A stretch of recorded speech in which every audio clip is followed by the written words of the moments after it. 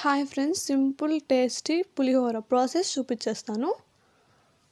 Stove మీద ఒక బాణీ పెట్టుకొని ఆయిల్ వేసుకోవాలి. ఆయిల్ హీట్ అయ్యాక ఆవాలు చిటపట్టలాడాలి.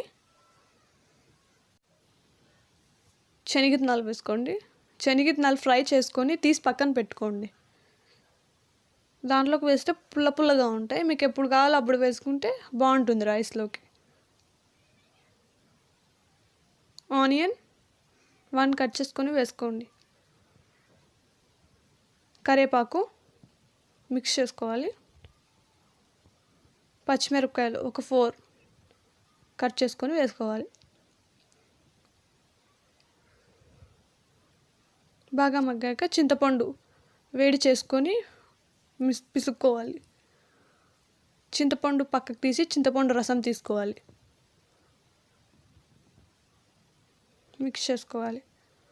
చింతపండు రసం వేసేసుకోవాలి.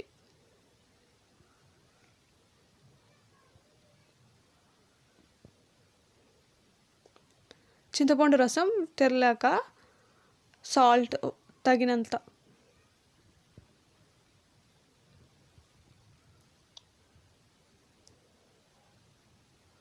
బెల్లం కొంచెం మిక్స్ చేసుకోండి. టీ స్పూన్ కారం. చింతపండు రసం బాగా మగ్గాక ఆయిల్ పైకి కొంచెం తెలుస్తుంది.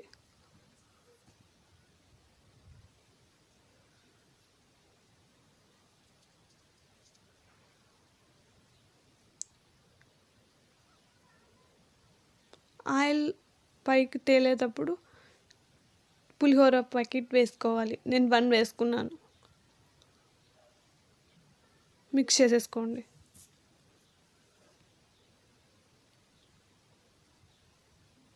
ఎక్కువసేపు ఏం మగ్గనివ్వాలని అవసరం లేదు. ఆఫ్ చేసేసేయండి దాన్ని. పులిహోర పక్కన తీసుకొని రైస్ని చల్లారబెట్టుకోవాలి. తర్వాత శనగిత్తనాలు ఫ్రై చేసుకున్నాం కదా, అవి వేసేసుకోండి. మిక్స్ చేసుకోండి. మరి పులిహోర గొజ్జు వేసుకోండి. వేసుకొని మిక్స్ చేసుకోండి.